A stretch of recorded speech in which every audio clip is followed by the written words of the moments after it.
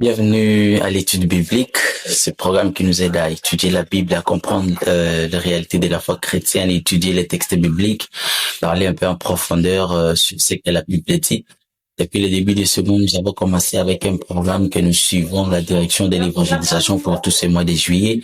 Et dans le programme de l'étude biblique, les 2 premières semaines, on a médité un peu sur l'ordre que Jésus-Christ nous a donné d'aller, de faire de toutes les nations des disciples.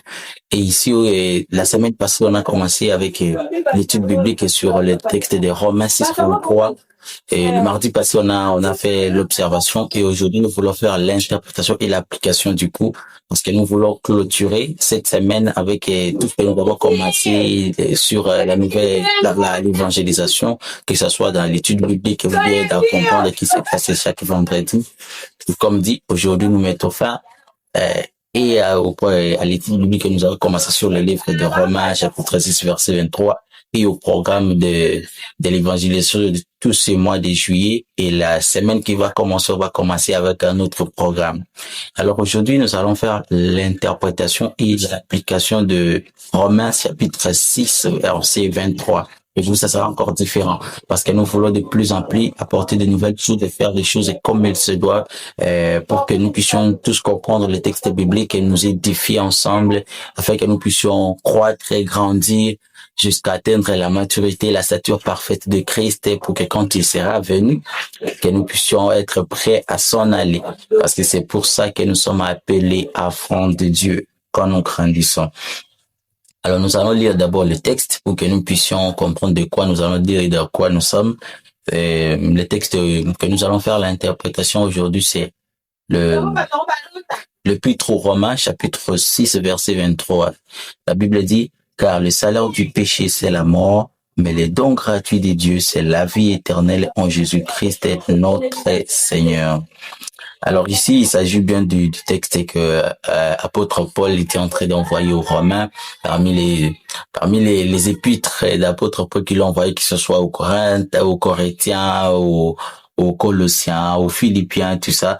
Ce sont des épîtres qu'il a envoyés aux églises. Il est destiné aux églises, c'est pas un individu. Quand il s'agit de quelque chose qu'on envoie à un individu, c'est une lettre, comme était le cas de lettres à Timothée, à Tite et tout ça. Mais quand il s'agit d'une église, il envoie des épîtres pour que toute l'église puisse bénéficier.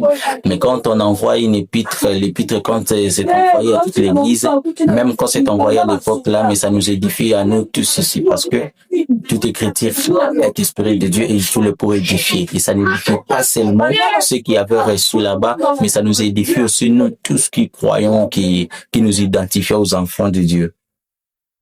Vous voyez. Et puis, ce texte a été écrit précisément à Corinthe. Ça a été écrit à Corinthe. Je crois bien on a développé la fois passée. Ça a été écrit à Corinthe. Et apôtre Paul était en train de dicter les textes. Oui, ce n'était pas vraiment dans la prison. C'était dans une maison de quelqu'un qu'on nomme comme Gaius. C'est une personne qu'on appelle Gaius. C'est dans sa maison qu'apôtre Paul était en train de dicter la lettre. Et c'est lui qui écrivait, parce qu'apôtre Paul, il était en train de dicter. Et celui qui écrivait, c'était bien Tertius. Tertius, c'était le frère qui était en train de pouvoir écrire tout ce qu'apôtre Paul était en train de parler. Il était en train de dicter dans la maison de Gaius. Puis, Tertius était en train de mettre en écrit tout ce qu'apôtre Paul était en train de parler. C'est-à-dire qu'il était inspiré par Dieu. Il était en train de communiquer un message qui devrait arriver aux Romains. Et puis, il est parlé. Et puis, son secrétaire était Tertius, qui était en train d'écrire. Et on a vu bien que c'était vers l'an 56 et ensuite et après Jésus-Christ que tout ceci a été écrit. Alors, comme vous savez bien, l'interprétation comme l'observation, ça contient toujours 6 questions. On va se poser 6 questions. C'est autour de ces 6 questions qu'on va pouvoir bien faire l'interprétation d'un texte biblique. Et quand on fait une étude biblique, dans la partie interprétation, on se pose certaines questions pour nous aider à bien creuser, à approfondir, à bien réfléchir là-dessus pour que nous puissions faire ensemble. Alors, et vous voyez, je vais chaque fois vous proposer, quand nous sommes en train de faire une étude biblique, que nous soyons en interaction, que vous soyez aussi là avec votre stylo, avec votre papier, que vous puissiez faire. Et vous savez déjà les programmes, comment on annonce les programmes. Chaque mardi, on fait l'observation. Chaque premier mardi de la semaine, d'une semaine, on fait l'observation et les mardis suivants de la semaine suivante, on fait l'interprétation et l'application. Donc, je vais chaque fois vous proposer, quand vous savez déjà que c'est le mardi, que vous ayez déjà votre plan préparé, votre titre biblique préparé pour que vous puissiez chaque fois, nous puissions chaque fois regarder comment vous avez trouvé ce qu'on a fait et ce que vous avez fait. Si vous avez trouvé qu'on devrait ajouter certaines choses, vous pouvez nous envoyer dans l'espace commentaire ce que vous avez préparé, votre titre biblique préparé. Comme ça va nous aider aussi à pouvoir voir comment vous êtes en train de faire aussi ce que vous faites.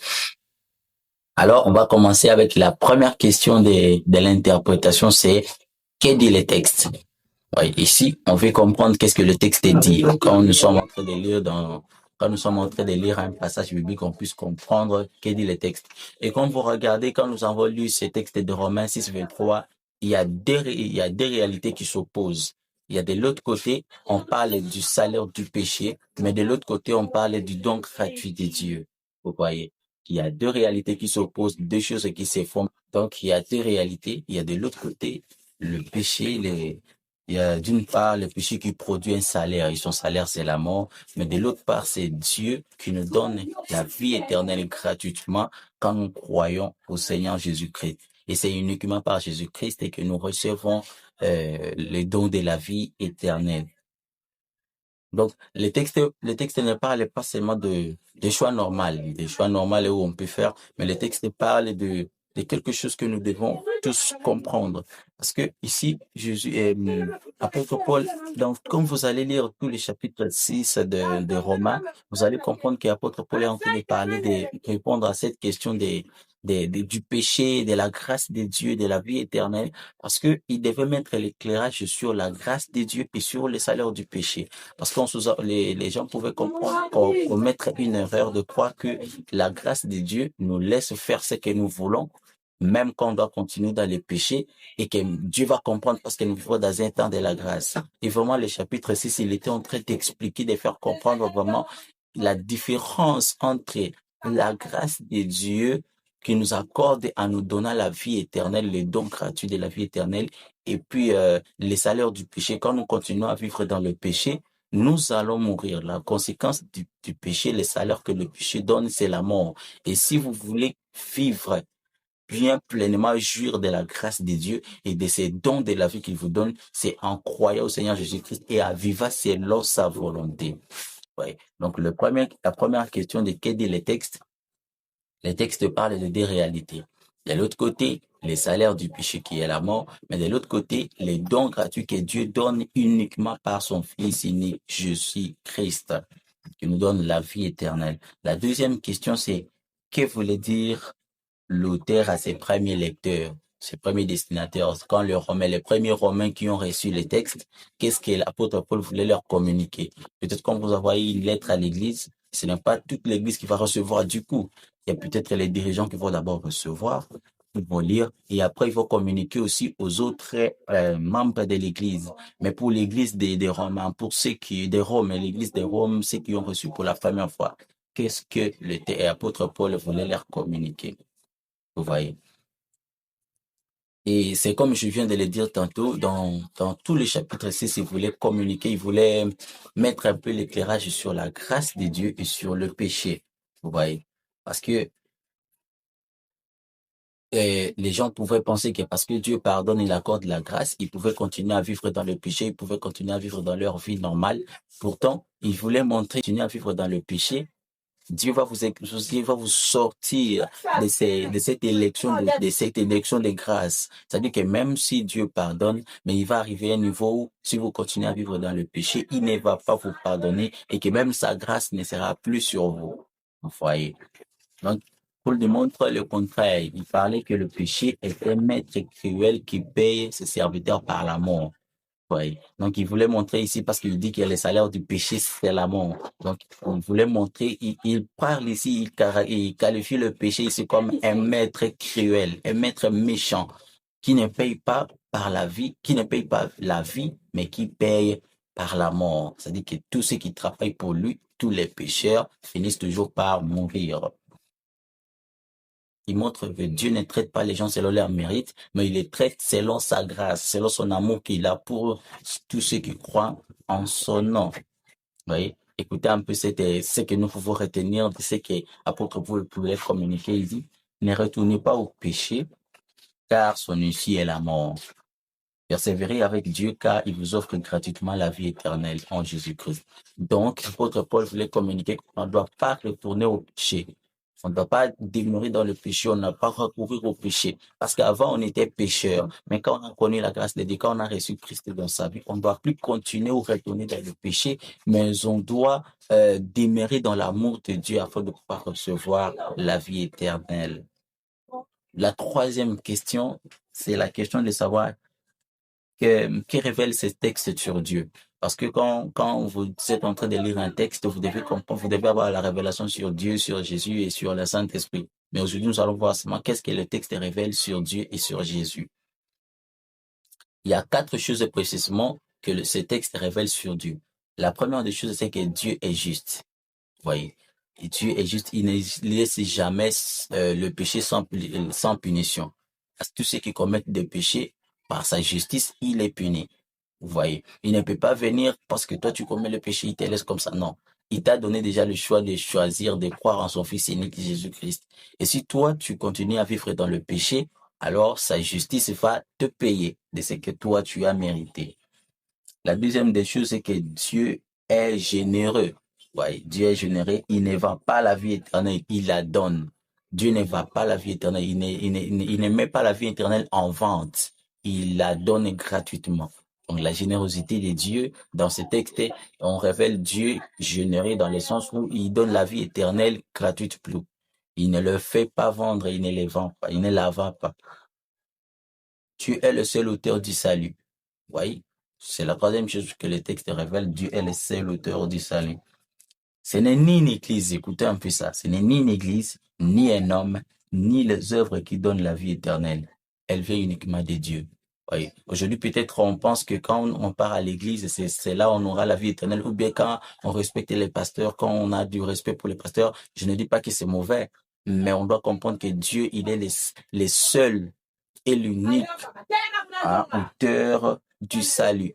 Il n'y a, on ne sera pas sauvé parce qu'on part à l'église, non. On ne sera pas sauvé parce que on sert le pasteur, on ne sera pas sauvé parce qu'on sert même à l'église. On sera sauvé parce qu'on reconnaît que Dieu est le seul auteur du salut et qu'on obéit à sa volonté. On fait ce que sa parole nous recommande de faire.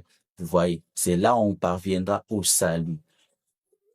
La quatrième et la dernière des choses que ce texte nous révèle sur Dieu, c'est que Dieu a établi Jésus-Christ comme unique moyen du salut. Vous voyez, Dieu a établi Jésus-Christ comme unique moyen du salut. Parce que la vie éternelle se reçoit en Jésus-Christ. Ce n'est ni par une autre personne, c'est par Jésus-Christ que nous recevons la vie éternelle. Et ce texte nous révèle Jésus-Christ comme notre seul, comme le chemin par lequel nous recevons la vie éternelle. La clé qui nous ouvre la porte vers l'éternité, c'est Jésus-Christ. La quatrième question, c'est que révèle ce texte sur l'être humain? Vous voyez, quand vous êtes en train de lire ces textes, qu'est-ce que ces textes vous révèlent sur l'être humain? Vous voyez? Et ce texte nous montre que l'être humain est naturellement pécheur. L'être humain est naturellement pécheur. On est pécheur. Et puis maintenant, parce que nous voulons quitter cette nature pécheresse, il nous faut maintenant croire au Seigneur Jésus-Christ afin de recevoir la vie éternelle. Donc, ce texte nous révèle que l'être humain est de nature pécheur et que le péché conduit à la mort. Vous voyez?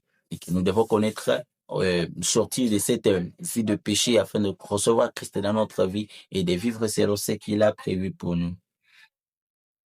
Alors, la cinquième question, c'est quelle vérité ou quel principe spirituel faut-il retenir?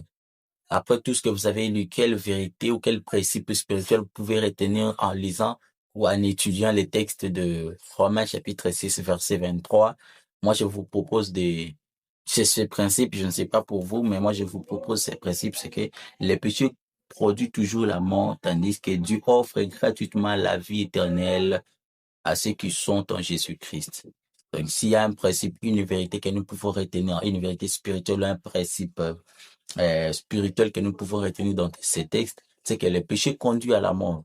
quand vous péchez, vous allez mourir. Mais Dieu, il donne la vie éternelle à tous ceux qui croient en son Fils unique, Jésus-Christ.